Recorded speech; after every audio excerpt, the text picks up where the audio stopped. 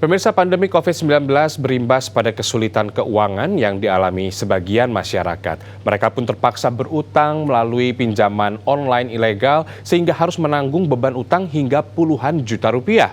Tidak hanya itu, nasabah pun harus menerima intimidasi bila terlambat membayar cicilan. Sudah jatuh tertimpa tangga pula. Itulah yang kini dirasakan Ana. Sejak dirumahkan imbas pandemi, warga ibu kota ini terlilit utang pinjaman online hingga puluhan juta rupiah. Beban utang semakin besar karena ia pun harus menanggung denda bunga yang membengkak. Karyawati swasta ini akhirnya terpaksa gali lubang tutup lubang agar bisa bertahan hidup. Ana terpaksa berutang melalui jasa pinjaman online karena mengalami kesulitan keuangan.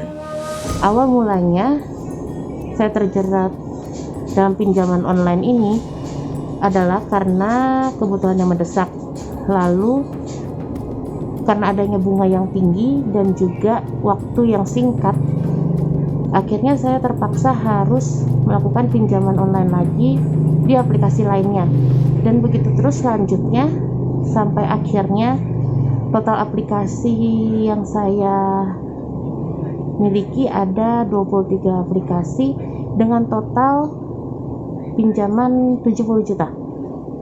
Dan sekarang pastinya sudah bertambah dengan denda-dendanya.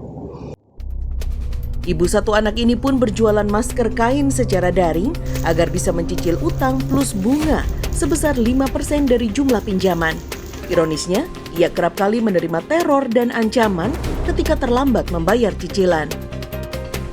Saat kita gagal bayar, pihak pinjol akan meneror kita dan juga keluarga atau kontak-kontak yang ada di HP kita secara terus-menerus dan juga dengan kata-kata makian. Bahkan ada juga teman saya sampai didatangi rumahnya, ada juga yang dipukul dengkulnya, bahkan ada juga yang teman atau kerabatnya didatangi oleh DC. Padahal teman saya itu tidak mencantumkan alamat kerabatnya tersebut.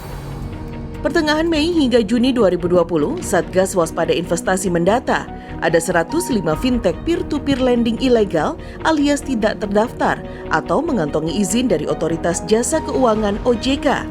Jasa pinjaman online ilegal ini kerap kali menjanjikan dana cepat cair, menetapkan bunga sebesar 1-2% per hari, mengenakan denda tidak terbatas, dan melakukan praktik penagihan yang tidak menyenangkan.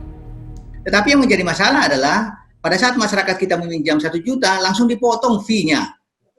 Jadi masyarakat minjam 1 juta, yang ditransfer hanya 600.000. Masyarakat daerah mencoba-coba karena ada kesulitan keuangan, dia minjam dari keluarga nggak ada, dari tetangga nggak ada, dari teman nggak ada, masuk ke sini. Tetapi memang masalahnya yang di daerah ini adalah tidak mengetahui bahwa itu adalah kegiatan yang sangat merugikan mereka. OJK pun menyebut tren pinjaman online ilegal ini akan terus meningkat seiring kesulitan keuangan yang dialami sebagian masyarakat imbas pandemi COVID-19. Satgas Waspada Investasi mengklaim akan menghentikan bisnis yang merugikan masyarakat ini. Selain itu, masyarakat pun harus waspada dengan modus serta janji manis yang diberikan para penyedia jasa pinjaman online. Tim Liputan Transmedia.